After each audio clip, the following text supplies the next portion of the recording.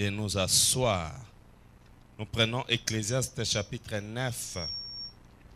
Ecclésiaste 9, verset 8. Ecclésiaste 9, verset 8. Je lis au nom de Jésus-Christ. Amen.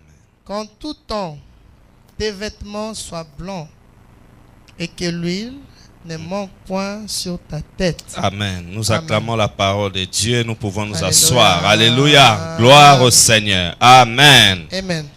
La Bible dit qu'en tout temps, tes vêtements soient blancs et que l'huile ne manque pas sur ta tête. Amen. Qu'en tout temps, tes vêtements soient blancs et que l'huile ne manque pas sur ta tête. Bien-aimés, on nous parle ici de quelque chose de très très important ici. Les vêtements blancs et l'huile sur la tête. Il est très important que chacun de nous puisse avoir les vêtements blancs. Donc ici, la Bible nous conseille de porter tout le temps les vêtements blancs. Alléluia. Les vêtements blancs. Qu'en tout temps, tes vêtements soient blancs. Et que l'huile ne manque pas sur ta tête. Les vêtements blancs ici, on ne nous parle pas dans le sens physique. C'est spirituel.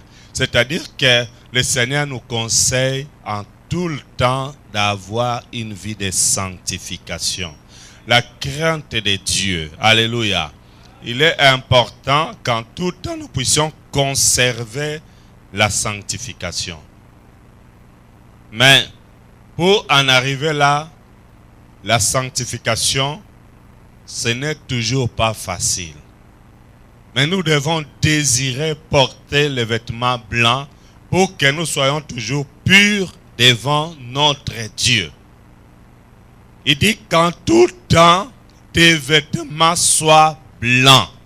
C'est-à-dire que tu dois veiller tous les jours sur les vêtements que tu portes spirituellement, sur ton comportement, ton agissement, ta façon de voir, de faire. Il faut tout le temps veiller pour qu'il n'y ait même pas une petite tache sur tes vêtements.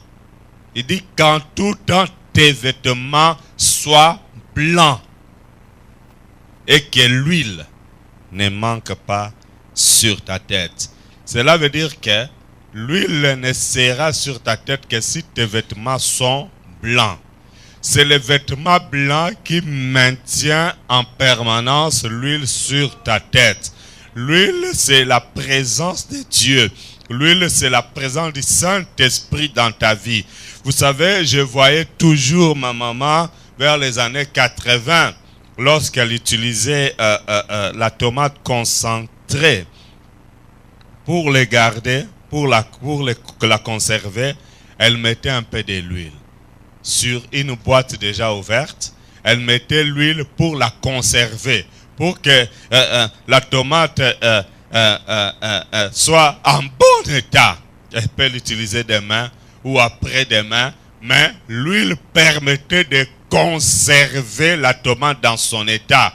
Ce qui dit que aussi dans les temps anciens, il n'existait pas de frigo.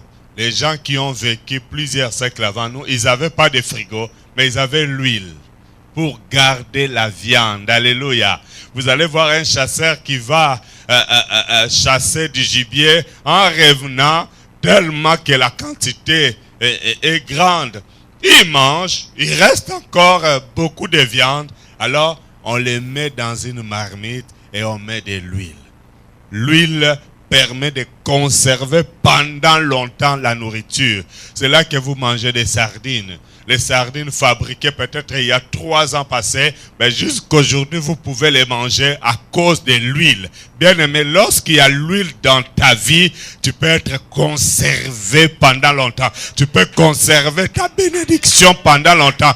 Tu peux conserver ta richesse pendant longtemps. Tu peux conserver ton mariage pendant longtemps. Tu peux conserver tes relations pendant longtemps.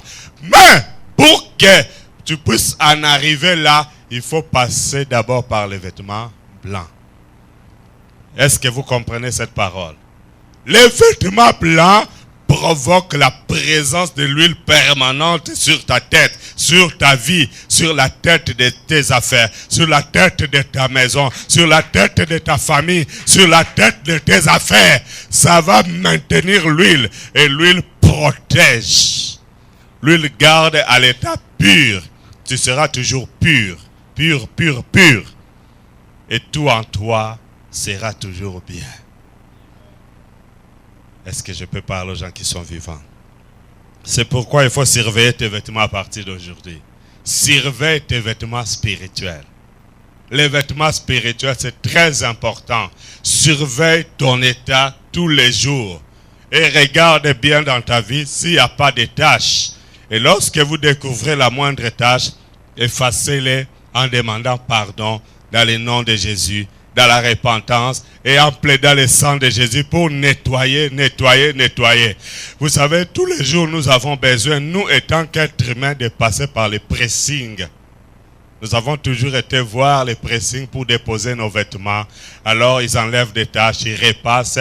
Nous devons aussi passer par les pressings du sang de Jésus pour que les saletés soient enlevées de nos vies.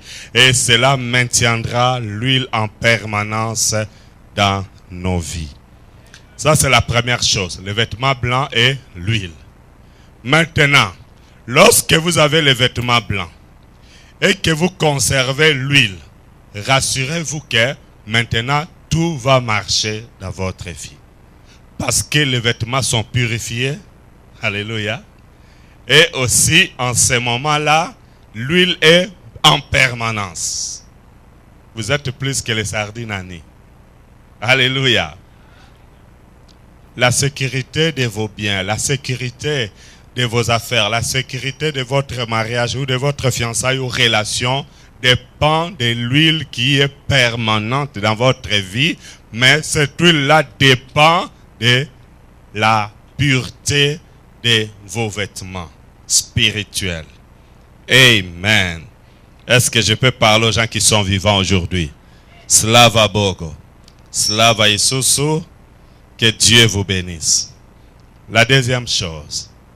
Donc, dans la première partie, nous avons vu les vêtements blancs et l'huile sur la tête en permanence. La deuxième chose, maintenant que vous avez les vêtements blancs, maintenant que l'huile est là pour vous protéger, pour protéger tout ce qui vous appartient, la deuxième chose, Dieu, quand il remarque ça, il se manifeste maintenant dans ta vie et il veut que tu remplis certaines conditions pour entrer ou monter dans certaines dimensions. Nous allons dans Psaume chapitre 23. Psaume 23. Je vais vous dire déjà que même si on vous a donné une prophétie, même si vous avez reçu un songe, une vision sur vous-même, pour votre avenir, pour votre futur, pour que cela se réalise, ça dépend de la qualité de vos vêtements. Ça dépend aussi de la maintenance provoquée par l'huile qui est sur vous. Sans les deux états-là, c'est-à-dire les vêtements blancs et l'huile en permanence sur ta tête, on peut te donner une prophétie, ça n'arrivera pas. C'est là que nous avons un problème. Parce que, imaginez-vous, les sardines à l'huile, vous ouvrez la boîte, prenez seulement la sardine elle-même. Faites-les sortir de l'huile, mettez-les sur une assiette. Venez les voir dans 3 jours. Qu'est-ce que vous allez remarquer? Hein? Mais pourquoi c'est resté 3 ans dans la boîte, ça n'a pas été décomposé? Pourquoi? Il y avait l'huile. Ne sortez pas de ta boîte d'huile. Ne sortez pas de là où Dieu t'a mis dans l'huile. Ne sors pas de ta protection. Ne sors pas de là. Et c'est là que nous arrivons à échouer parce que nous sortons de notre état de la pureté des vêtements et de la maintenance d'huile. Psaume 23. Ça, c'est un psaume merveilleux. Nous lisons de 1 à 6. Je lis de 1 à 6 au nom de Jésus-Christ. Amen. Cantique de David. L'Éternel est mon berger, je ne manquerai de rien. Il me fait reposer dans des verts pâturages. Il me dirige près des eaux paisibles. Il restaure mon âme. Il me conduit dans les sentiers de la justice à cause de son nom. Yes. Quand je marche dans la vallée de l'ombre de la mort, je ne crains aucun mal, Hallelujah. car tu es avec moi. Thank you, Jesus. Ta houlette et ton bâton me rassurent. Yes. Tu dresses devant moi une table en face de mes adversaires. Tu oins d'huile ma tête et ma coupe déborde. Wow. Oui, le bonheur et la grâce m'accompagneront tous les jours de ma vie. Et j'habiterai dans la maison de l'Éternel jusqu'à la fin de mes jours. Amen. Nous acclamons la parole de Dieu. Alléluia. Amen. Maintenant que les vêtements sont blancs et que l'huile est sur ta tête, Dieu se manifeste maintenant comme le berger. Alléluia. Écoutez bien ce texte. L'Éternel est mon berger. Et ça, c'est David. David, en nous parlant ici, je vous dis la vérité, il sait de quoi il parle. Parce que David a lui-même été berger dans sa famille. Bien sûr que c'était une personne qui était la plus négligée de sa famille. Parce qu'il avait dans sa famille des frères qui étaient officiers dans l'armée d'Israël. Imaginez-vous un colonel dans l'armée, une armée qui se respecte, il a beaucoup d'argent. Alléluia. Un officier supérieur. Ses frères étaient officiers dans l'armée d'Israël. Mais le jour que Dieu va envoyer Samuel pour aller oindre la personne qu'il a choisie dans cette famille de M. Zéché pour lui faire roi, les prophètes Samuel arrivent et voilà, il a vu les frères de David. Pour lui, il savait que c'est parmi ceux-là que Dieu a choisi. Il a choisi le premier, Dieu dit, je ne l'ai pas choisi. Il va au deuxième, Dieu dit, je ne l'ai pas choisi. La troisième, imaginez-vous un prophète comme Samuel commettre des erreurs multipliées. Alléluia. Il nous arrive en tant que prophète de commettre des erreurs parce que nous sommes des hommes. Hein? Ne nous rejetez pas quand on commet des erreurs. Priez pour nous. Samuel, le grand prophète, celui que Dieu a utilisé pour établir le tout premier roi d'Israël, le roi Saoul. Il brille brillamment en multipliant les erreurs dans une seule maison. Il choisit celui Dieu dit, je ne l'ai pas choisi. Il choisit assurément, certainement, c'est celui-là que Dieu a choisi. Dieu dit, non, non, tapez à côté. Alléluia. Est-ce que je peux parler à quelqu'un aujourd'hui? Mais Dieu savait qu'il choisissait. Et tellement que tous les frères de David étaient passés, et que Dieu n'a choisi aucun d'eux, cela a provoqué une confusion dans la vie de Samuel. Et Samuel était même étonné de voir que c'était sa première fois de commettre l'erreur étant que prophète par rapport à son choix et à sa prophétie. Il peut arriver qu'un prophète se trompe. Mais cela ne veut pas dire que c'est un faux prophète. Je reprends. Il peut arriver qu'un prophète se trompe. Mais cela ne veut pas toujours dire que c'est un faux prophète.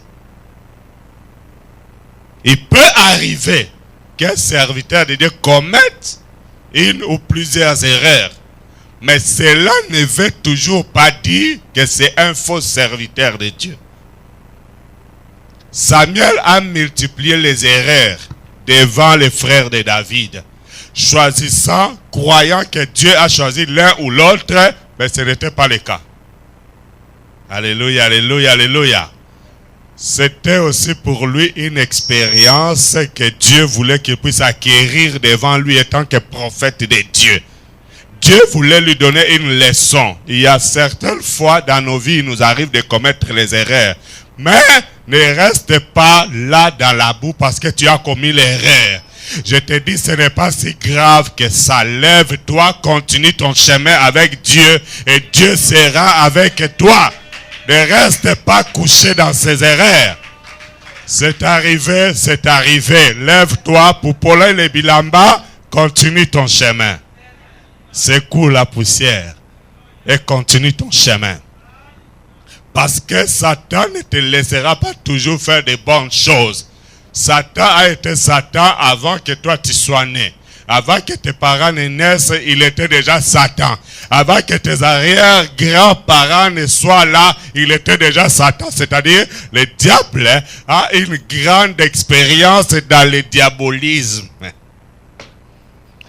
Il a beaucoup d'expérience étant que mauvais, étant que les méchants. Il a beaucoup d'expérience dans le mal. Cela veut dire que comme toi, tu n'as pas beaucoup d'expérience dans le malin qui a beaucoup plus d'expérience que toi, cherchera toujours à te conduire dans les erreurs. Mais toi, ressaisis-toi, rentre toujours au pied de Jésus, dis Seigneur, pardonne-moi, car je viens encore de commettre une erreur, fais-moi encore grâce. Ça, c'est David qui parle avec toute l'expérience qu'il a acquérie dans sa famille. L'Éternel est mon berger. Et voilà, le prophète Samuel va poser la question au papa de David. Mais,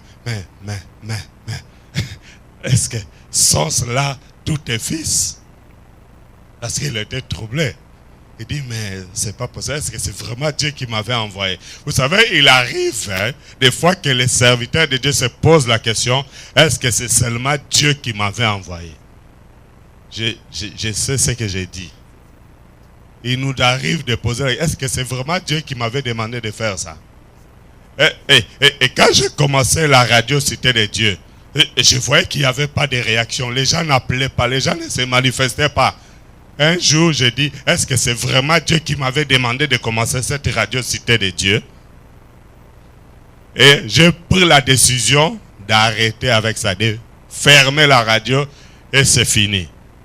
Les jours que je prends la décision pour fermer, c'est ce jour-là qu'on m'appelle de l'Angleterre, de Birmingham, pour me dire, papa, est-ce que les messages qui passent maintenant, c'est possible de les rediffuser vers 23h de chez vous, c'est-à-dire minuit de chez nous? Parce que ici, moi et ma femme, nous avons acheté des cahiers, nous suivons votre radio tous les jours. Et maintenant, je dois sortir pour aller au travail. Mais les messages là, je les suis, c'est très important pour moi. N'est-il pas possible de les rediffuser la nuit? Je dis, waouh!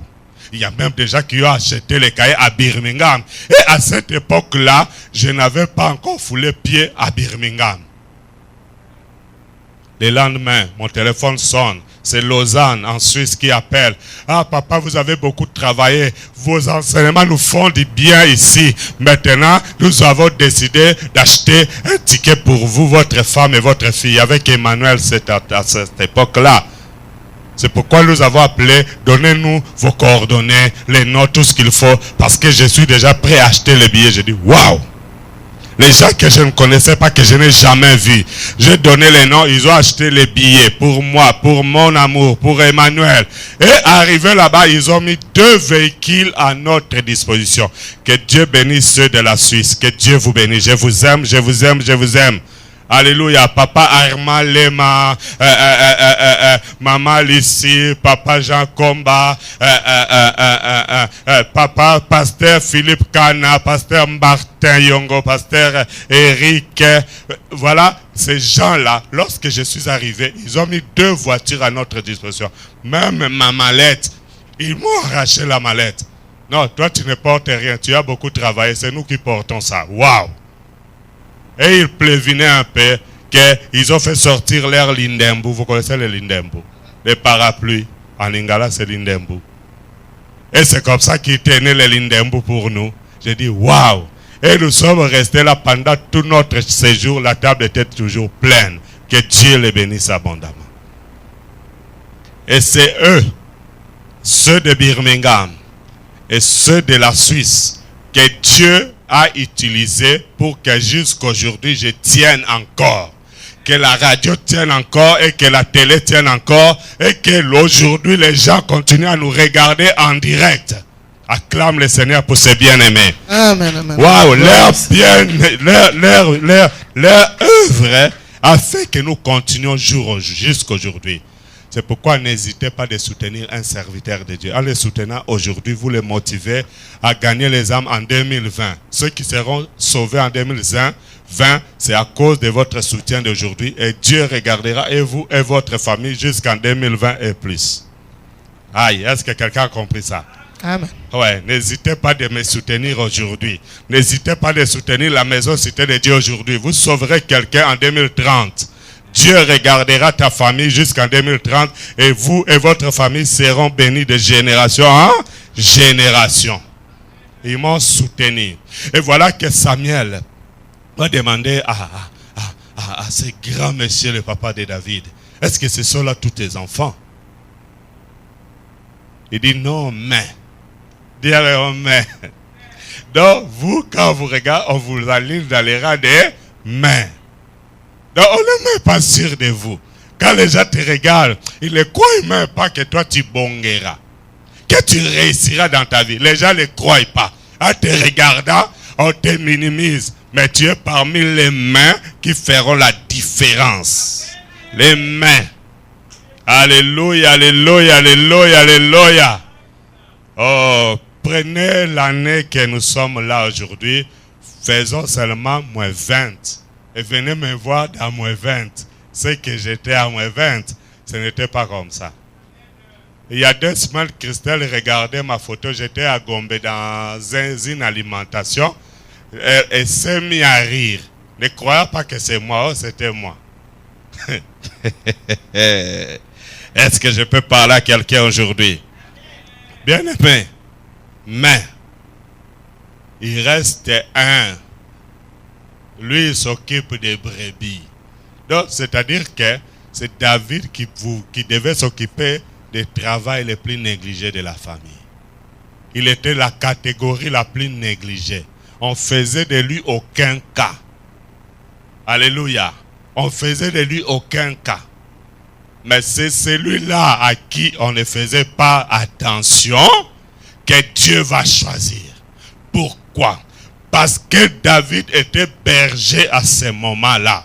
Et dans la bergerie, il avait des brebis avec lui. Et il va dire un jour au roi Saoul, lorsque les lions s'attaquaient contre une brebis, je l'attaquais, je l'ai frappé. Alléluia. Et j'arrachais la brebis de sa gueule. Waouh! Et Saoul croyait ou il ne croyait pas, je ne sais pas. Un petit garçon qui n'a pas peur des lions, qui va jusqu'à arracher la proie de la bouche des lions. Et que les lions te laissent. Quelle expérience. Alléluia. Et lorsque l'ours venait, David était derrière l'ours. Et il arrachait la brebis. Il protégeait la brebis.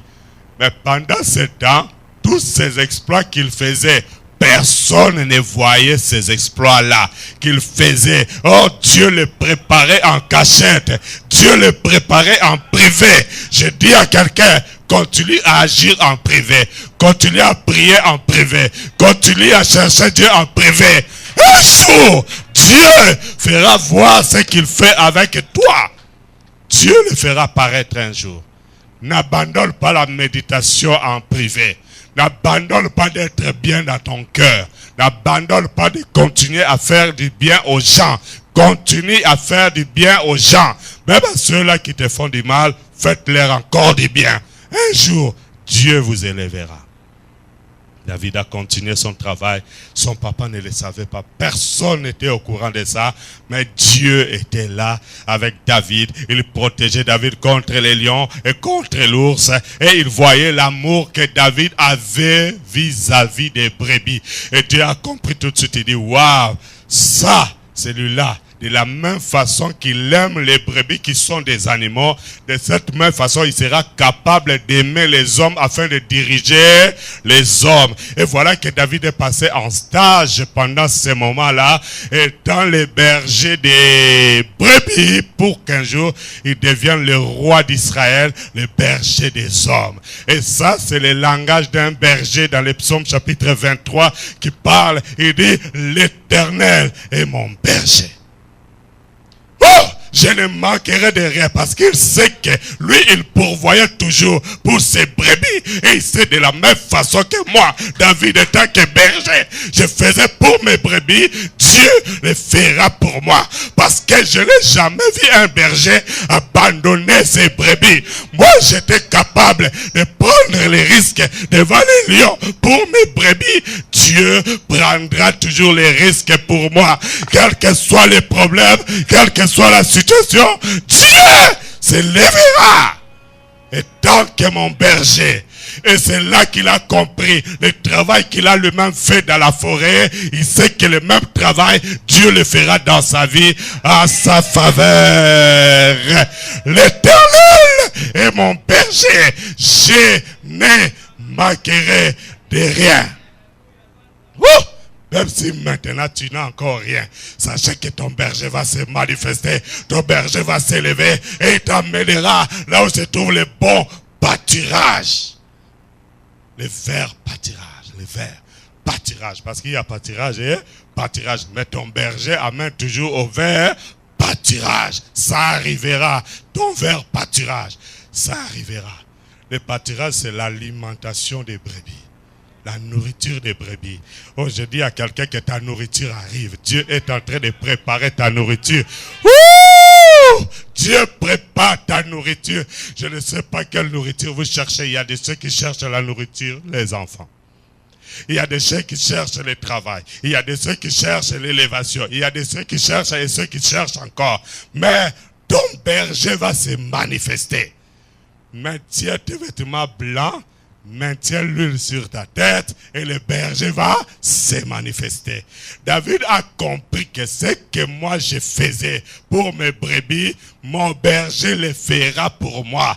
Parce que si moi, étant qu'homme, je suis fidèle jusqu'à prendre les risques devant un lion, devant l'ours, pourquoi lui qui est le créateur, qui est lui-même amour, ne le fera-t-il pas pour moi?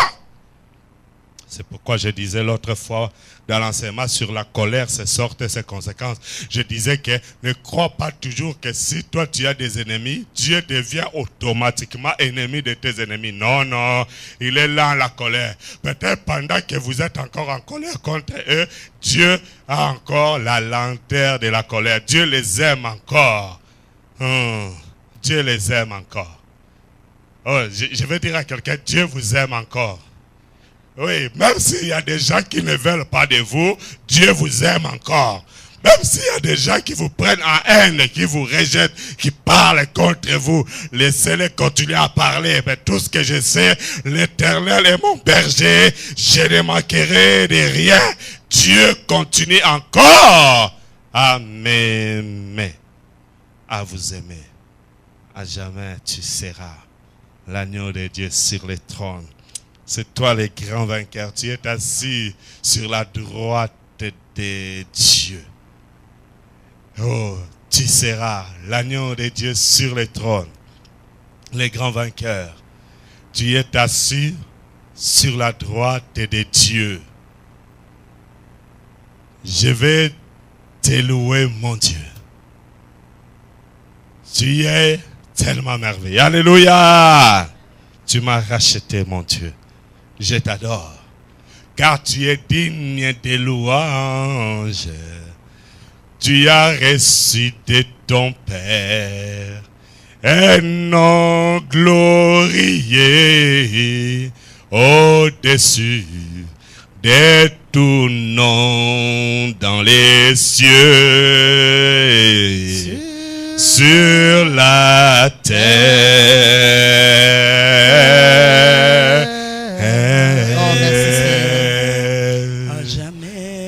Tu seras l'agneau de Dieu sur les trônes, le grand vainqueur. Tu es assis à la droite de Dieu. Je vais te louer, mon Dieu. Tu m'as racheté, mon Dieu. Je t'adore, car tu es digne de louanges. Tu as reçu de ton Père nom glorieux au-dessus de tout nom dans les cieux, sur la terre.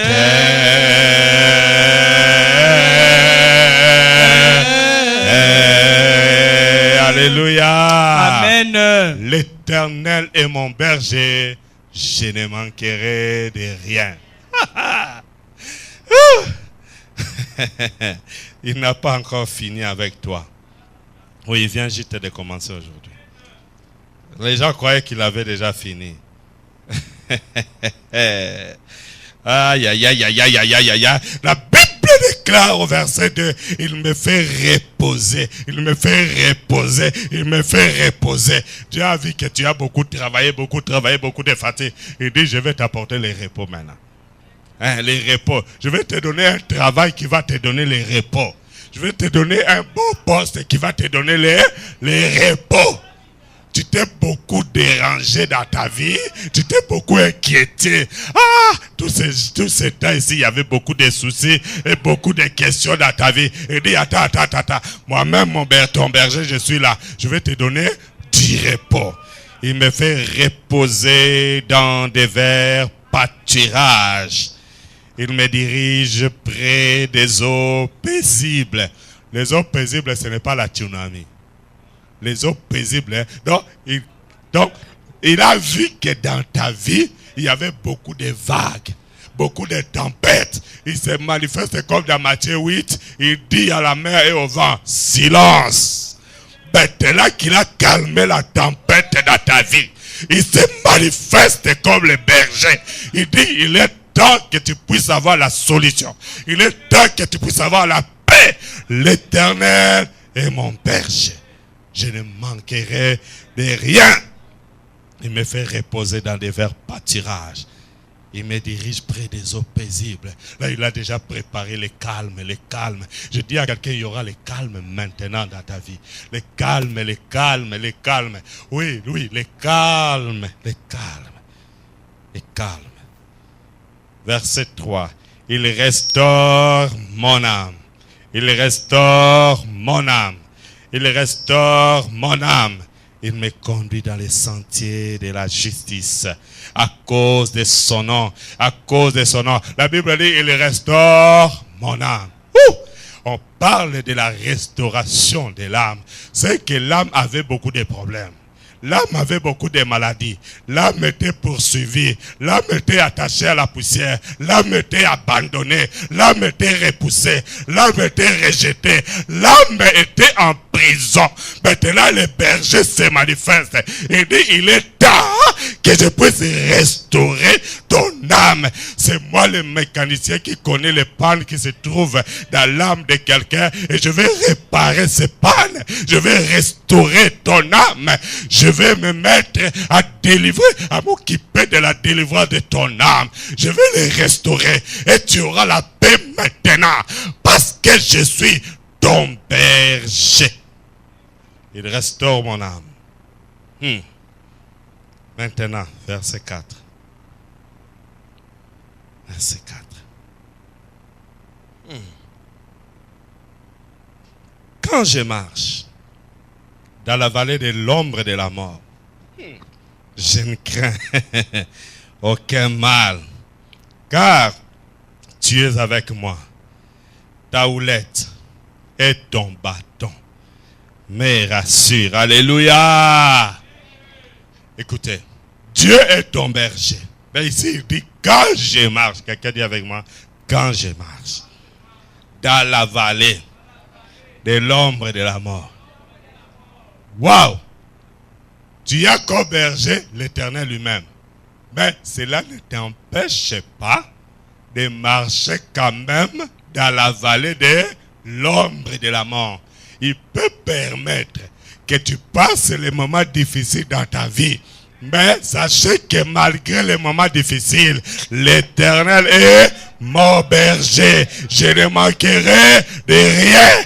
la vallée de l'ombre de la mort ou pas, je tiens bon. Je continue mon chemin. Je continue à le servir. Il est mon berger. Je ne manquerai de rien. Même dans l'ombre de la mort, il va apparaître. La lumière du monde apparaîtra. Même dans les ténèbres, il viendra me chercher et me faire sortir.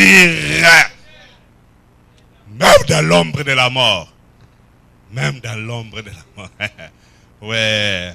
Ce n'est même pas les ténèbres. C'est l'ombre de la mort. Ce n'est même pas la mort. C'est l'ombre seulement. Donc, la mort est en train de passer quelque part. Mais maintenant, comme le soleil apparaît, l'ombre passe. Donc, ce n'est que l'ombre. Lui-même, il n'est pas là. Mais là, même dans l'ombre de la mort, la main de Dieu est là. Sur toi, les bergers. La Bible déclare dans les psaumes chapitre 94, verset 14. Psaume 94, 14. La Bible déclare, l'Éternel ne délaisse pas son peuple. Il n'abandonne pas son héritage. L'Éternel ne délaisse pas son peuple. Il n'abandonne pas son héritage. Le peuple de Dieu, c'est vous. L'héritage de Dieu, c'est vous. Dieu dit, il ne vous délaisse pas. Il ne vous abandonne pas. Psaume 94, verset 14. Psaume 94, verset 14. Psaume 94 pour les bergers et les DRC. 94, verset 14. Pour nous les Français et les Françoises, c'est Psaume 94, verset 14. Amen. L'Éternel ne délaisse pas son peuple, il n'abandonne pas son héritage. L'Éternel ne délaisse pas son peuple, il n'abandonne pas son héritage. Laisse-moi te dire que l'Éternel ne va pas te délaisser, il ne va pas t'abandonner. La main de Dieu sera toujours sur toi, parce qu'il est ton berger. Tout ce que tu as à faire, garde le vêtement blanc, maintiens l'huile sur la tête. Tu vas conserver tout cela. Alléluia. Il dit, quand je marche dans la vallée de l'ombre de la mort, je ne crains aucun mal. Peut-être que vous êtes en train de passer la vallée de l'ombre de la mort par rapport à vos finances, par rapport à la recherche d'emploi. Vous passez la vallée de l'ombre de la mort. Peut-être par rapport à vos papiers, les séjours. Vous passez la vallée de l'ombre de la mort. Cela ne vous enlève pas la main de Dieu dans votre vie. Malgré cette situation, Dieu est toujours ton berger. Ne crains aucun mal.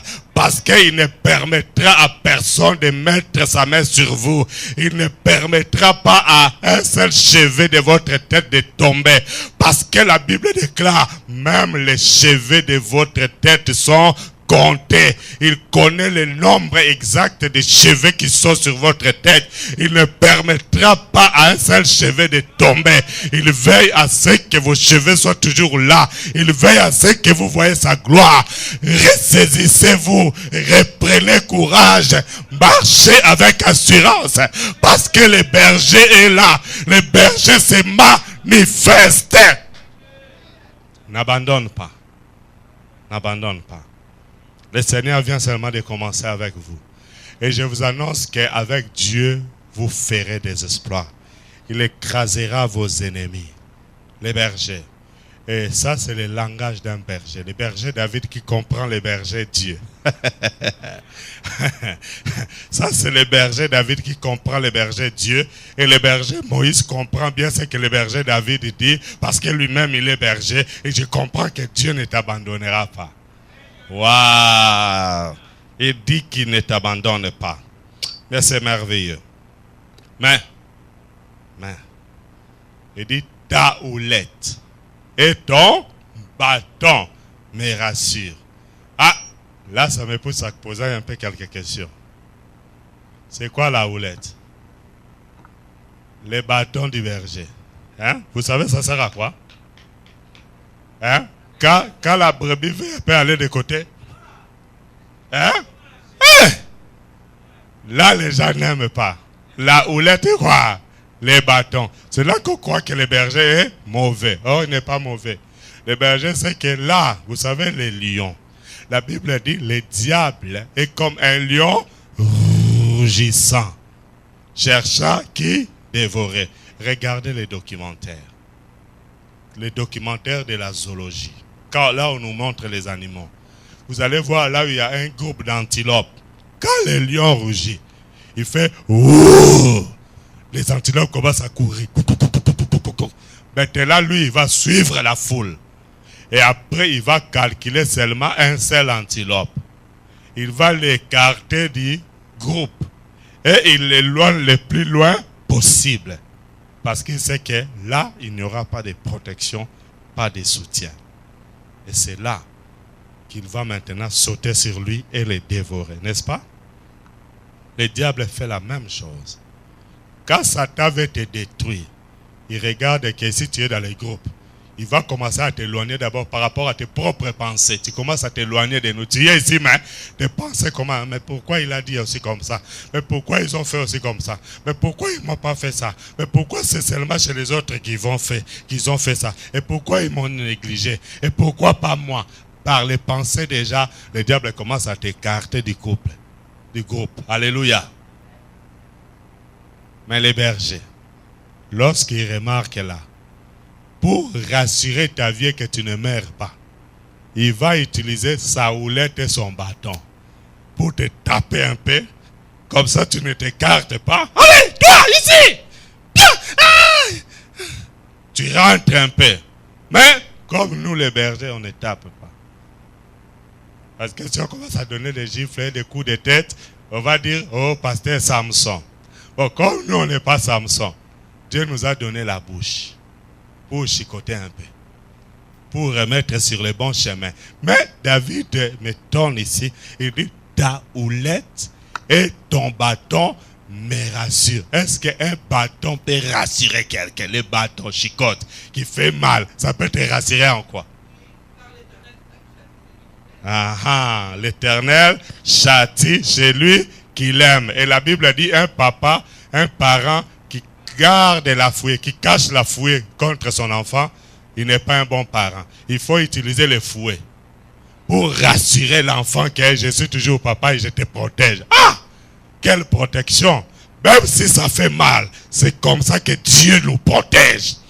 David dit, ta houlette et ton bâton me rassurent. C'est quelqu'un qui a longtemps utilisé sa houlette et son bâton qui nous parle ici. Il a compris que même s'il commet ce qui est mal, Dieu, en le châtiant, il cherche son bien.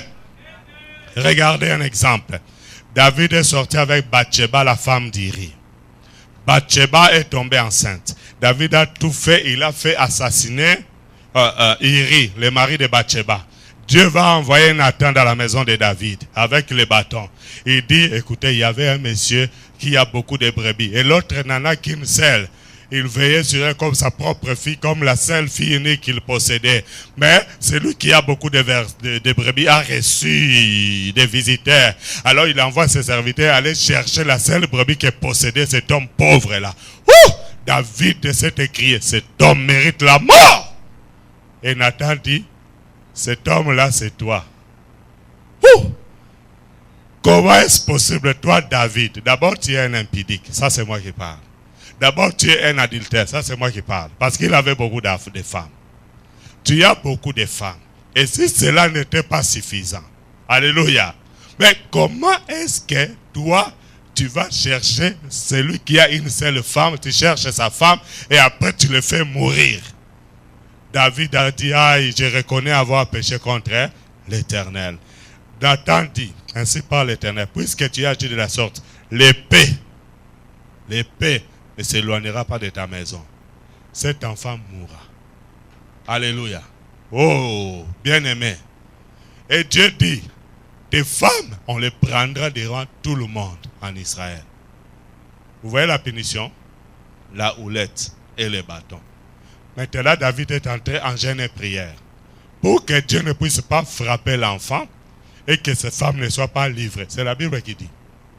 Il a commencé à jeûner pour l'enfant. Pour que son enfant avec Bathsheba ne meure pas. Oh Dieu de gloire, je reconnais que j'ai fait tuer tel le monsieur là-bas. Il rit. Ah Dieu, j'ai commis l'adultère. Je suis malade dans mon âme. Dieu dit oui. Vous savez, la Bible dit dans Proverbe 19, c'est lui que la colère emporte doit payer les prix. Quand la colère t'amène à commettre les meurtres, parce que l'acte de David là, c'était la colère. Alléluia. Il devait payer les prix. Même s'il pouvait se repentir, il devait payer les prix. C'est ça la houlette et les bâtons. Des fois, Dieu, étant que berger, te fera payer les prix. Dieu a dit, l'enfant doit mourir. David a gêné, il a prié, rien du tout. L'enfant est mort. Alléluia. Bien-aimé dans le Seigneur. C'est là que la parole de Dieu devient comme ngadiadia. Amer. Là.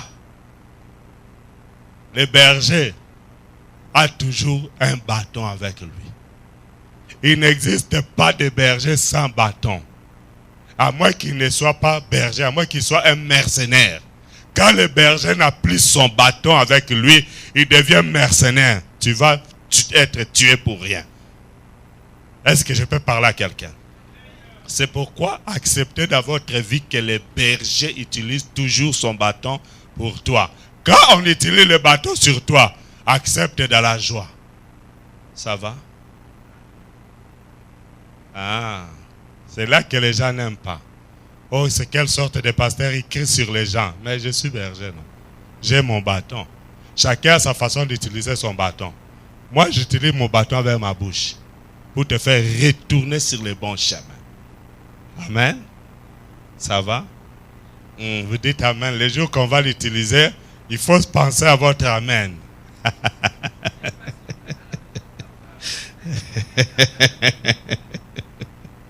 Alléluia. Alors Dieu a sa façon d'utiliser le bâton sur vous. Dieu lui-même étant que le bon berger, il peut aussi utiliser son bâton. Quand vous ne donnez pas la dîme, quand vous ne marchez pas dans la crainte de Dieu, Dieu a sa façon de vous corriger. C'est ça le bâton. Ne dis pas que Dieu m'a abandonné. Non, accepte le bâton et répands-toi pour que la grâce de Dieu soit toujours sur toi. Amen. Verset 5. Verset 5. Tu dresses devant moi une table en face de mes adversaires. Tu dresses devant moi une table en face de mes adversaires. Alléluia. Regardez dans cette version, on dit, regardez, tu dresses devant moi une table en face de mes adversaires. Tu dresses devant moi une table en face de mes adversaires. Dans cette version ici, dans Darby, on dit, tu dresses devant moi une table à la présence de mes ennemis. Tu as oint d'huile ma tête et ma coupe déborde. Alléluia. Lorsque les vêtements sont gardés purs et que l'huile est toujours là, même si les ennemis viennent t'attaquer, à chaque occasion que l'ennemi t'attaque, Dieu en profite pour dresser pour toi une table. Non, tu n'as pas encore compris. Non, tu n'as pas compris. Je dis ceci. Lorsque la table, les ennemis se soulèvent contre toi, qu'est-ce qui va arriver? Je vais lire dans la version français courant. Peut-être vous allez comprendre. Psaume 23, verset 5. Version français courant. Face à ceux qui me veulent du mal, tu prépares un banquet pour moi. Face à ceux qui me veulent du mal, tu prépares un banquet pour moi. Vous connaissez le banquet? Hein? C'est-à-dire que chaque fois que tu vois les attaques venir dans ta vie, chaque fois que tu commences à passer les moments difficiles, n'abandonne pas. Parce que Dieu permet des fois des occasions difficiles dans ta vie pour dresser devant tes ennemis un banquet pour toi. Une fête. Sachez que chaque occasion d'attaque dans ta vie, Dieu prépare toujours une voie de sortie dans la victoire. Tu sortiras toujours victorieux. Tu seras toujours victorieuse. Quelles que soient les attaques, n'abandonne pas. Que ça tienne ou que ça tienne pas, la table sera dressée. Le banquet sera toujours là. La fête toujours sera là. Dieu a toujours préparé pour toi une table, un banquet en face de tes adversaires. La Bible déclare, il ne te laissera point, il ne t'abandonnera point. Que les ennemis soient là ou pas, la table est dressée. Comme ça, ils voient. Bien-aimés, ils vont voir la table que Dieu a dressée pour toi. Mais ils ne mangeront pas. Ils ne mangeront pas. Ils ne seront même pas invités. Dieu va dresser une table pour toi. Ne regarde pas la situation difficile que tu passes maintenant. Parce que la table sera dressée en ta faveur. La table est dressée. Et tu mangeras avec joie. Pendant que tu seras en train de manger. Et ils seront en train de grincer les dents. Ça ne me concerne pas. Qui grince les dents, moi je mange. Oh, c'est pourquoi je vais vous dire. À vrai dire, pourquoi Dieu dit que quand les ennemis là sont là, c'est en ce moment-là qu'il dresse un banquet, une table pleine de nourriture, pleine de bonnes choses. C'est simplement pour dire, ne soyez jamais triste quand vous passez des moments difficiles. Transformez vos moments difficiles ou vos situations difficiles en situations de fête. C'est comme ça que vous goûterez maintenant à ces banquets-là. C'est-à-dire qu'à partir d'aujourd'hui, ne soyez plus triste quand vous avez des problèmes. Au contraire, sachez que spirituellement, quand tu es dans la tristesse, quand tu es dans les problèmes, Dieu a dressé la table. Réjouis-toi. Que tes situations difficiles te poussent dans la réjouissance. Deviens quelqu'un qui loue l'Éternel dans la situation difficile. C'est là que les gens ne me comprennent pas. Des fois, je viens, je prêche ici avec beaucoup de joie. Mais si je te donne une petite partie de ce que j'ai, tu vas pleurer. Alléluia. Donc moi, plus c'est ça, hein, plus j'ai fête. Et après avoir fêté par la foi, c'est à ce moment-là que la gloire de Dieu éclate. Parce que le Seigneur aimerait que vous puissiez comprendre qu'il est votre berger. Et que vous ne manquerez de rien. Même si la situation est difficile, toi sois toujours dans la fête. C'est là que la femme sunamite s'est retrouvée dans cette situation. L'ennemi était en face de lui. L'ennemi a tué son enfant. L'enfant est mort. Alléluia. Maintenant qu'elle sort pour aller chercher l'homme de Dieu, son mari lui pose la question. Il y avait deuil à la maison. Son mari ne savait pas encore. On lui pose la question. Est-ce que ça va? Elle dit tout va bien. C'est-à-dire que quand les choses ne vont pas, toi commence à fêter le tout va bien. Commence à déclarer le tout va bien. Parce que le tout va bien domine toujours sur les problèmes. Le tout va bien domine toujours sur la situation difficile. Verset 6. Oui. Ça, je veux que tout le monde le dise avec moi. Oui. Le bonheur, Oui, le bonheur et la grâce m'accompagneront tous les jours de ma vie, et j'habiterai dans la maison de l'Éternel jusqu'à la fin de mes jours. Acclame la parole de Dieu. Alléluia, alléluia, alléluia. Oh, merci Seigneur. C'est oui.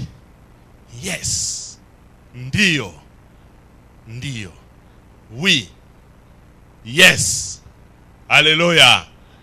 Ya. En néerlandais, c'est ya. En anglais, c'est yes. En lingala, c'est oui.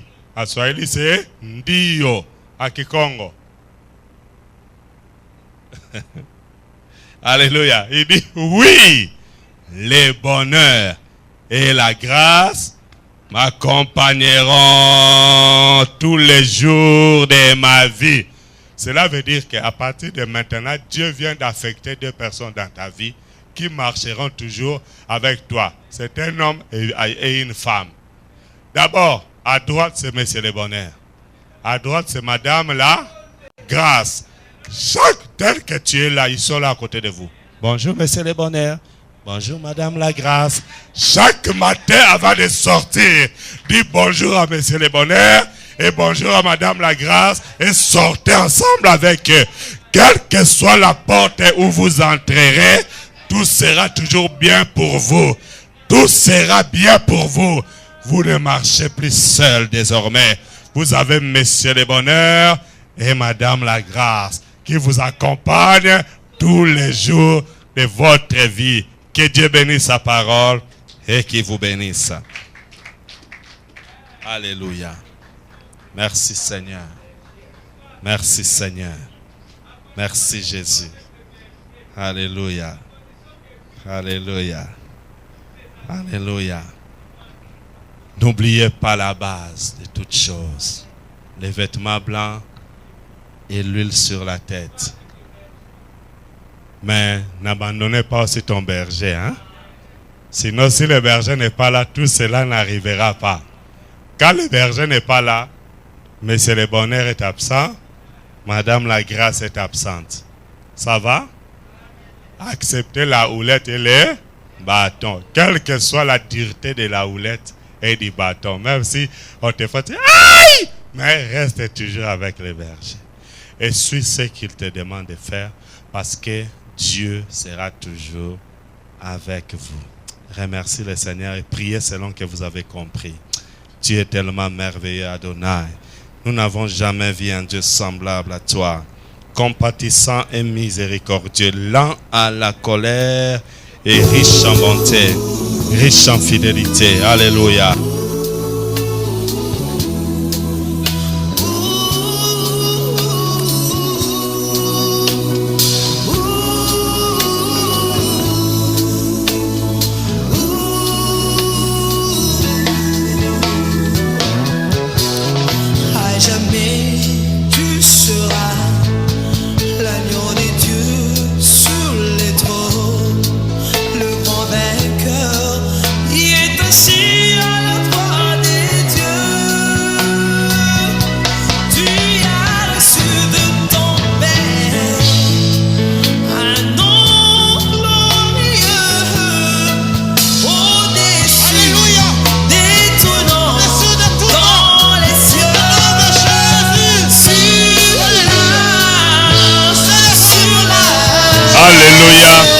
Alléluia.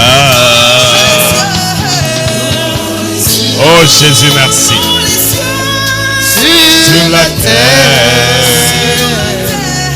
tout lui est soumis à jamais. Alléluia. Dans les cieux.